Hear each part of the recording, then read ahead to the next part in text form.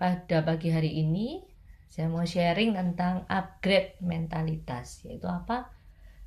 Dari pola pikir lama kita, mulai hari ini kita mau masuk ke dalam pola pikir kerajaan Allah, ya, sama dengan yel kita ya. Tema kita kan semangat perubahan ya, yang selalu Pak Roy nanti akan ada yel setelah selesai daripada ibadah doa pagi YPGMI, selalu semangat perubahan, yes yes yes, begitu ya. Itu semangat pada pagi hari ini kita mau mengupgrade lebih lagi kehidupan kita, amin. Nah, Amin. ayatnya ada di Roma 12 ayat 2, saya bacakan. Janganlah kamu menjadi serupa dengan dunia ini, tetapi berubahlah oleh pembaruan budimu, sehingga kamu dapat membedakan manakah kehendak Allah, apa yang baik, yang berkenan kepada Allah, dan yang sempurna. Katakan amin. Ya, Amin. jadi saat ini mungkin kita ada di dalam pola pikir yang lama. Apa-apa kita pakai pikiran kita, pakai otak kita, pakai semua ya, hati kita dan lain sebagainya. Tapi biar pada pagi hari ini kita mau tanggalkan semua yang lama-lama itu, yang selalu pakai kekuatan kita, kepintaran kita, pikiran kita, akal kita. Kita mau tanggalkan. Kita sekarang mau pakai di dalam pikiran kita adalah pola pikir kerajaan Allah atau kerajaan sorga. Sehingga identitas kita di dalam Kristus pada pagi hari ini benar-benar digenapi, benar-benar nyata di dalam kehidupan kita. Amin. Amin. Nah, mengapa kita semua ini, termasuk saya di sini, karena di sini firman Tuhan adalah pedang bermata dua ya, Bapak Ibu.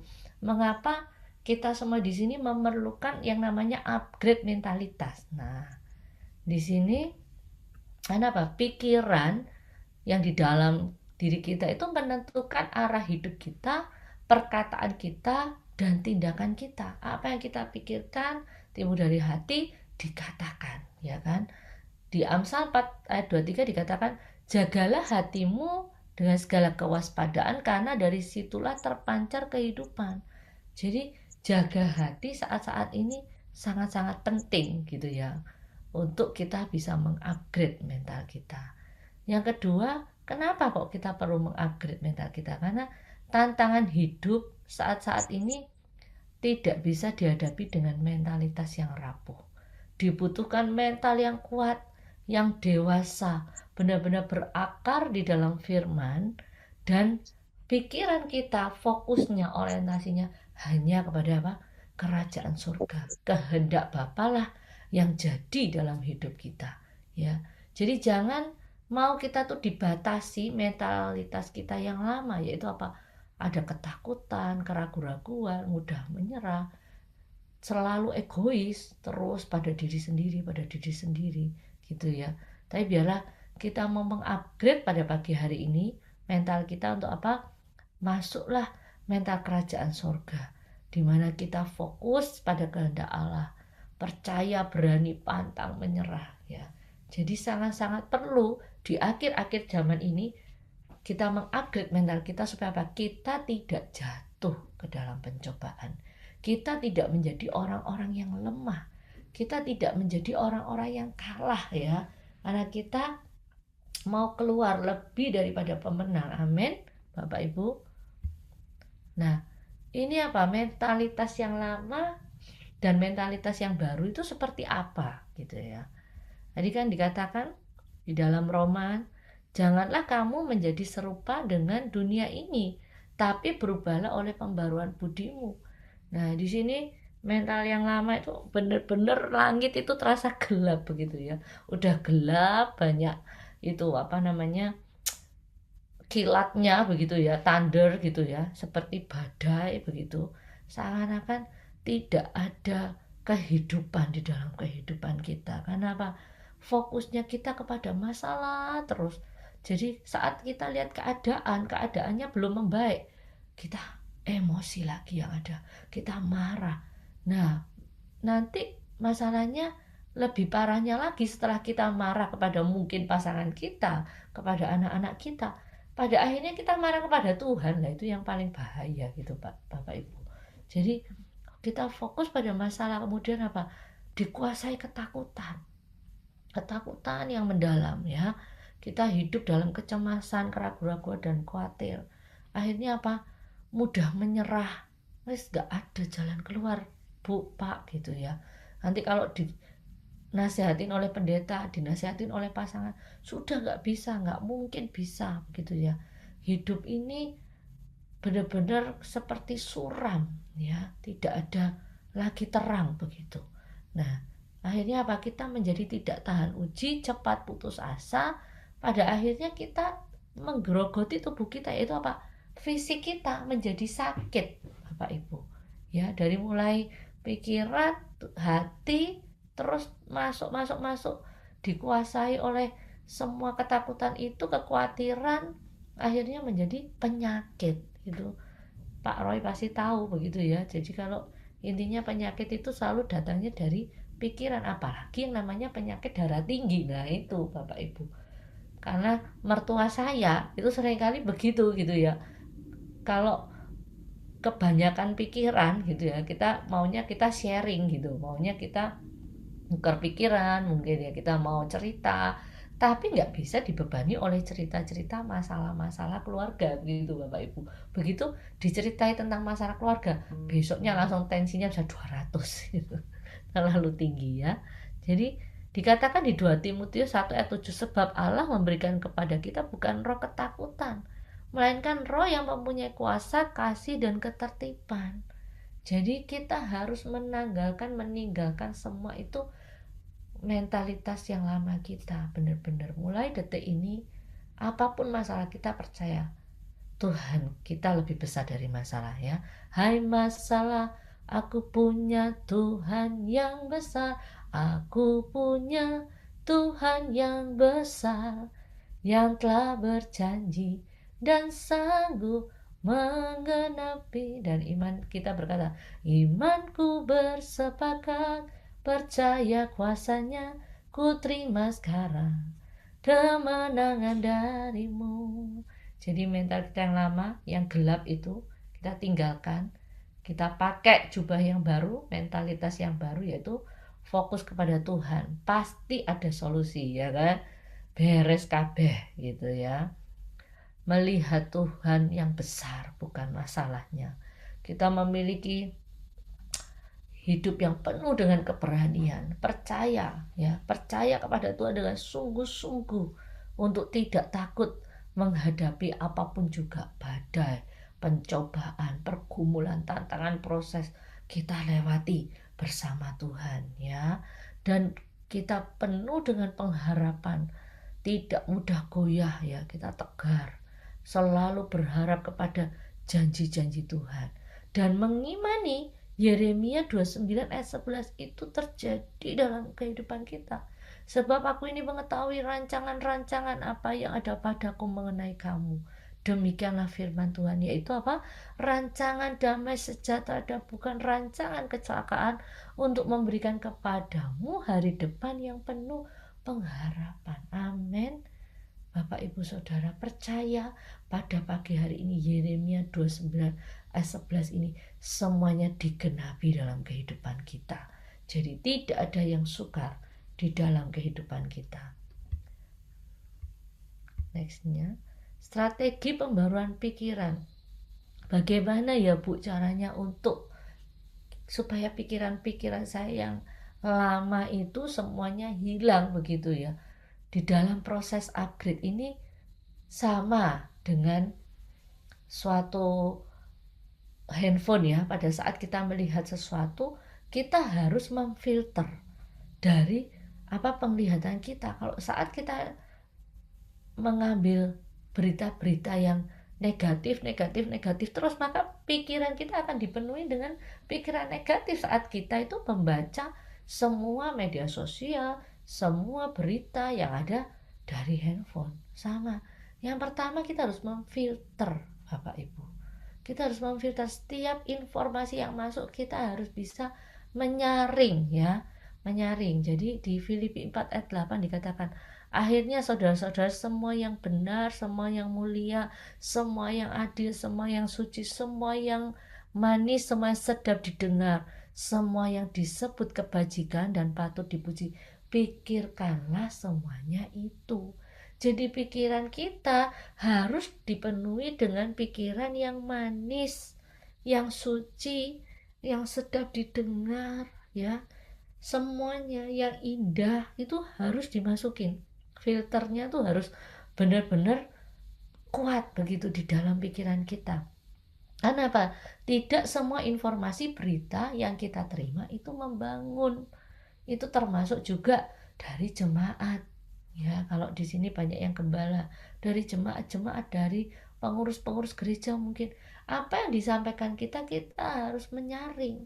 Tidak semua berita-berita negatif yang disampaikan oleh jemaat maupun pengurus gereja kita itu semua benar, gitu ya. Pilihlah yang benar, baik dan bermanfaat. Menjaga pikiran kita seperti menjaga pintu hati kita, ya. Hati kita itu kan begitu ya, kalau yang nggak benar sudah nggak usah dimasukkan dalam hati gitu ya. Kalau misalnya perkataan-perkataan yang pedas, menyakitkan begitu ya, lebih pedas dari cabai rawit sekalipun, itu sudah nggak tak masukkan hati dah kata-kata pedas. Supaya apa? Supaya tidak sakit hati gitu. Dan yang kedua, kita fokus arahkan pandangan kita hanya pada janji Tuhan. Jangan kita melihat situasi yang ada, ya. Kalau fokus pada situasi yang ada, pusing kepala, ya. Dunia terasa gelap. Banyak itu kilat, ya. Banyak thunder begitu ya, storm gitu ya. Banyak badai yang terjadi. Tapi kita fokus kepada janji Tuhan. 2 Korintus 5 ayat 7 dikatakan, sebab kami hidup oleh iman, bukan oleh penglihatan. Iman kita itu semakin di-upgrade, iman kita semakin ditingkatkan, sehingga saat kita melihat situasi yang ada, tidak melihat dengan mata jasmani, tapi pakai mata rohani, mata iman kita, ya. Jangan biarkan situasi yang ada mengendalikan pikiran kita. Jangan biarkan tubuh kita jadi sakit kalau dikendalikan oleh pikiran kita. Tapi biarlah kita mengarahkan fokus kita hanya kepada kebenaran firman dan janji-janji Tuhan. Karena janji Tuhan itu ya dan amin. Semua katakan amin yang sepakat, ya. Iman melihat yang tak terlihat, percaya yang dijanjikan. Amin. Dan yang ketiga apa? Kita harus punya kekuatan yang bersandar kepada Kristus saja. Bukan mengandalkan diri sendiri, bukan mengandalkan kepintaran kita, bukan mengandalkan akal kita, ya. Tapi kita harus benar-benar bersandar kepada salib Kristus. Seperti dikatakan di Filipi 4 ayat 13, segala perkara dapat kutanggung di dalam Dia yang memberi kekuatan kepadaku. Amin. Kekuatan sejati hanya datang dari Kristus, bukan yang lain. Bukan dari manusia, bukan dari gembala kita, bukan dari jemaat yang banyak duit, bukan Bapak Ibu, ya. Dan jangan sombong saat Tuhan itu memberikan kita satu talenta yang lebih daripada yang lain. Saat kita mampu melakukan sesuatu lebih dari yang lain, jangan sedikit pun kita sombong. Karena kesombongan itu awal dari kejatuhan, ya. Jadi biarlah kita terus bersandar, berdoa dan percaya kepada Tuhan. Dikatakan di sini, ubah pikiran kita, maka hidup kita pasti akan berubah, ya. Pasti yang tertutup pasti akan dibukakan, karena percaya bahwa apa? Tuhan akan buka jalan. Dia buka jalan saat tiada jalan, ya. Dia bekerja di jalannya tak terlihat oleh kita, loh. Itu pasti digenapi dalam hidup kita. Kemudian hasil dari mentalitas yang diperbarui, ya kan? Kita menjadi hidup kita punya ketenangan dalam menghadapi masalah. Itu masuk di dalamnya, yaitu kita memiliki damai sejahtera, ya. Janganlah hendaknya kamu khawatir tentang apapun juga, di Filipi 4 ayat 6 sampai 7. Tapi nyatakanlah dalam segala keinginanmu kepada Allah dalam doa dan permohonan dengan ucapan syukur. Maka damai sejahtera Allah yang melampaui segala akal akan memelihara hati dan pikiranmu dalam Kristus Yesus. Sama-sama katakan amin, ya. Sehingga apa? kita punya ketenangan, punya damai sejahtera dalam menghadapi masalah, nggak mudah cemas, nggak mudah takut, nggak mudah khawatir. Karena apa? Karena hati dan pikiran kita dijaga oleh damai sejahtera Tuhan, oleh Roh Kudus yang menguasai kehidupan kita. Sehingga apapun saat ini pergumulan kita, itu serahkan kepada tangan Tuhan. Masalah kita, apapun itu, sebesar apapun, penyakit kita, mungkin pemulihan hubungan kita, kita serahkan di dalam doa dan di dalam tangan Tuhan saja ya. Sehingga Tuhan yang akan bertindak, dan saat Tuhan bertindak, kita akan diam saja melihat apa? Kemenangan demi kemenangan dinyatakan dalam hidup kita. Yang kedua, kita menjadi memiliki ketekunan dan karakter yang tahan uji. Sama-sama katakan, ya Tuhan, aku mau memiliki ketekunan dan karakter tahan uji ini. Di Roma 5 ayat 3-4 dikatakan, kita malah bermegah juga dalam kesengsaraan kita. Karena kita tahu bahwa kesengsaraan itu menimbulkan ketekunan. Dan ketekunan itu menimbulkan tahan uji. Dan tahan uji menimbulkan pengharapan. Amin. Hidup kita selalu penuh pengharapan. Apapun itu, kita masih membutuhkan mungkin support ya untuk anak-anak asuh YPGMI. Percaya ada pengharapan. Ada orang-orang yang akan dikirim oleh Tuhan yang memiliki kasih untuk membantu pelayanan kita di dalam YPGMI ini ya. Dan bahkan kita akan memiliki hikmat-hikmat yang baru. Sesuatu apa yang harus kita kerjakan. Sebagai gembala nggak ada masalah kita mengerjakan sesuatu, kita memiliki pekerjaan, apapun itu hasil usaha kita, nanti Tuhan akan berikan hikmat, gak perlu malu begitu ya. Dan akhirnya Tuhan memberkati lewat satu pekerjaan, lewat hasil usaha kita, sehingga gembalanya itu tidak menjadi gembala yang terkenal. Oh, kalau gembala di daerah, gembala di pedesaan itu selalu berkekurangan ya. Di dalam pemikiran kebanyakan orang selalu begitu. Gembala di sana itu gerejanya kecil, dia selalu apa-apa minta lah. Itu akhirnya pola pikir kebanyakan orang menjadi berubah begitu. Bahkan dikatakan, oh itu loh gembala di sana di Mojokerto, dia bisa mandiri sendiri loh. Bahkan di dalam YPGMI dia menjadi chapter yang mandiri. Wow, luar biasa ya kan. Jadi menjadi berkat bagi banyak orang. Ini adalah gembala-gembala yang memberkati jemaatnya ya, memberkati jemaatnya, bukan terkenal di dalam hal yang negatif. Gembala yang selalu meminta berkat jemaatnya lah, itu pola pikir kita sekarang ini harus di-upgrade. Mental kita sekarang ini harus diperbarui ya. Tidak mudah menyerah saat menghadapi kesulitan, kemudian ujian membentuk ketekunan, kemudian ketekunan itu akan menghasilkan karakter yang kuat dan penuh pengharapan. Jadi saat kita mendaki bukit, mendaki gunung itu sepertinya terjal di situ ya, kita terus bisa naik. Kita memiliki hidup yang berkenan kepada Tuhan. Saat perkenanan Tuhan itu turun, ada mahkota-mahkota itu, mahkota yang disediakan. Saat hidup kita penuh dengan perkenanan, ada mahkota yang disediakan. Tidak hanya mahkota, tapi berkat, jalan keluar pasti disediakan. Amin, Bapak Ibu. Nah, kesimpulannya adalah pada pagi hari ini, ubah pikiran kita, ubah kehidupan kita. Mulai hari ini kita mau memilih, ku renungkan firman-Mu siang dan malam, ku pegang perintah-Mu dan ku lakukan. Engkau tahu ya Tuhan, tujuan hidupku hanyalah untuk apa, Bapak Ibu? Menyenangkan hatimu ya. Merenungkan firman Tuhan itu siang dan malam setiap hari. Saya pun juga masih berjuang untuk ini. Karena apa? Seringkali banyaknya kesibukan kita, sehingga merenungkan firman Tuhan seringkali saya di malam hari saja ya, seharusnya siang dan malam ya. Jadi kita tanggalkan pikiran lama kita masuk saat ini di dalam pikiran baru ya. Kekhawatiran, ketakutan, keraguan ditanggalkan, dihilangkan saat ini juga. kita masuk di dalam pikiran baru yang penuh iman, damai, pengharapan ya. Kita mau merenungkan firman Tuhan setiap hari, mau berdoa dengan penuh iman yang teguh, percaya kepada janji Tuhan, hidup kita dipimpin oleh Roh Kudus, dan kita akhirnya apa? Mengalami kehendak Tuhan jadi dalam kehidupan kita, sehingga kita akan menerima mahkota kehidupan ya. Amin. Amin. Ini beberapa quotes ya, di mana dikatakan Wahyu 3 ayat 8. Ini ayat-ayat yang benar-benar menguatkan iman saya gitu ya.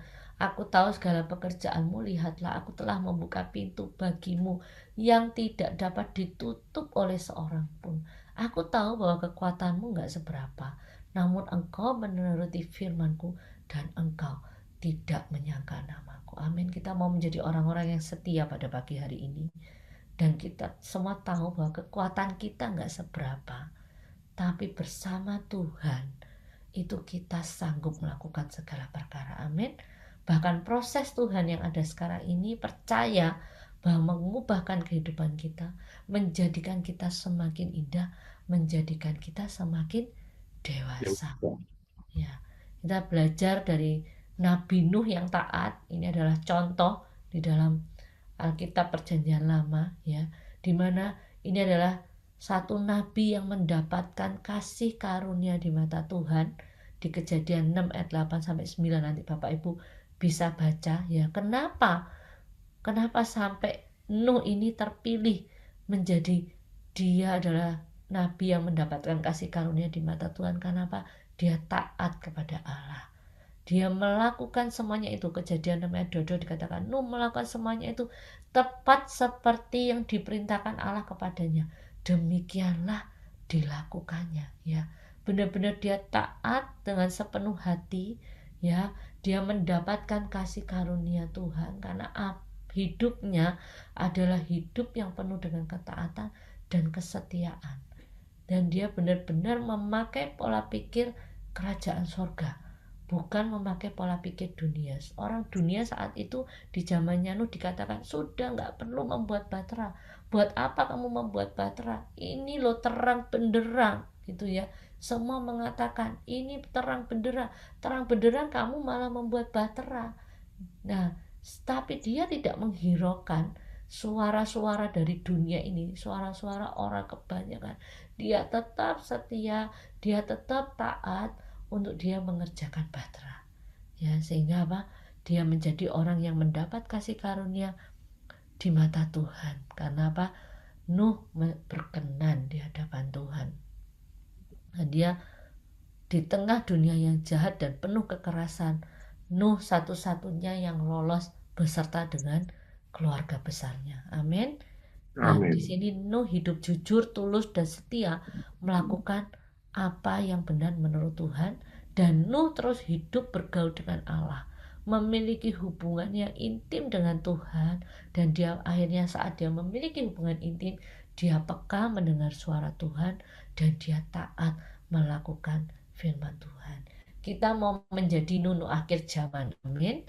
Kita mendapatkan kasih karunia yang dari Tuhan semua. Siapa di sini yang mau mendapatkan kasih karunia dan diperkenan oleh Tuhan Raja di atas segala raja?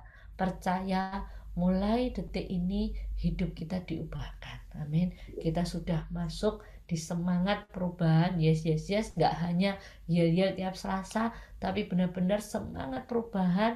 Yes, yes, yes itu dihidupi, berakar di dalam kehidupan kita dan nyata di dalam kehidupan kita. Dan nanti kita akan lihat buah-buah roh yang akan kita hasilkan dari kehidupan kita. Contoh adalah Nuh, dan kita juga mau hidup diperkenan oleh Tuhan dan mendapat kasih karunia seperti Nuh ya. Mari kita